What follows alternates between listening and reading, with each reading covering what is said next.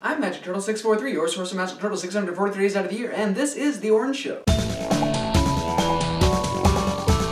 So today I thought I'd give you a top 10 list, preferably something that I know a little bit about, not a lot, but a little bit. It is my top 10 tips for being creative. Tip number 1, force ideas. Don't just sit around waiting for ideas to hit you like a fire hose full of rainbows and magic dragons. There's a reason we have to think of ideas. They're not just floating around in the sky where you can just grab at them like you're high-fiving a ghost. Some ghost is like, hey, why don't you write a book about a Martian pediatrician? And you're like, that's a great idea, thanks ghost.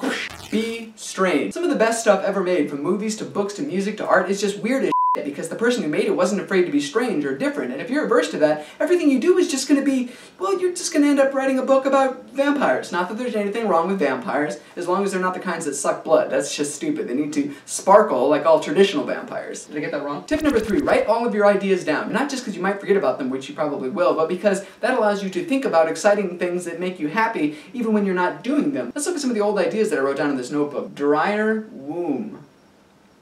Tip number 4, don't expect huge chunks of time to work on your creative project. You can sit down and do it and you're like, alright, I carved out the entire day, I don't need to knock this out right now. I could browse the internet a little bit, waited for the creative juices to get flowing. Before you know it, it's already 8 p.m. and all you've written is the word trees. It wasn't even supposed to be a haiku about trees, it was supposed to be about saltine crackers. The best chunks of time is whenever you have very little time to do it. You're like, well, I need to go to bed, alright, I better get this done now. My saltine crackers soak up my spit so I can't eat a lot at once.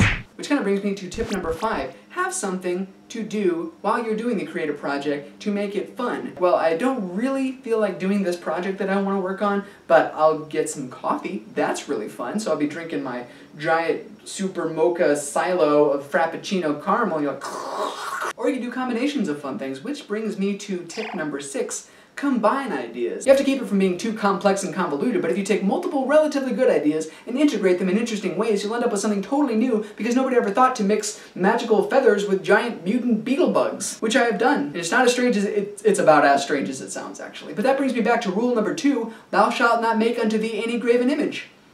Don't be afraid to be strange. Tip number 7, don't take the art form you're working with and try to turn it on its head. The best example I can think of this is in 7th grade, we were all supposed to write poems and present them to the class, thinking I was this great experimental poet. I was like, I didn't have any inspiration when writing this poem, so I decided to write it about inspiration. Tip number 8, this one's kind of harsh. View the thing you're working on, especially when it's finished, objectively, as if you weren't the one who made it. Like, I have been guilty way too many times of thinking something is just done and brilliant, and I showed it to people, and I could tell they were like, what the hell? Tip number 9. This one's going to be even harder to hear. Don't collaborate. At least not all the time. What does he mean by that? This guy sounds like a jerk. He just is like a selfish guy that just wants to work within his own head and doesn't need to touch anybody because he thinks he's better than them and he doesn't want anybody to touch the things he's working on. If you are always relying on other people to get your stuff done, everything you work on in the future is going to have holes in it because you're expecting other people to fill the gaps like little plugs.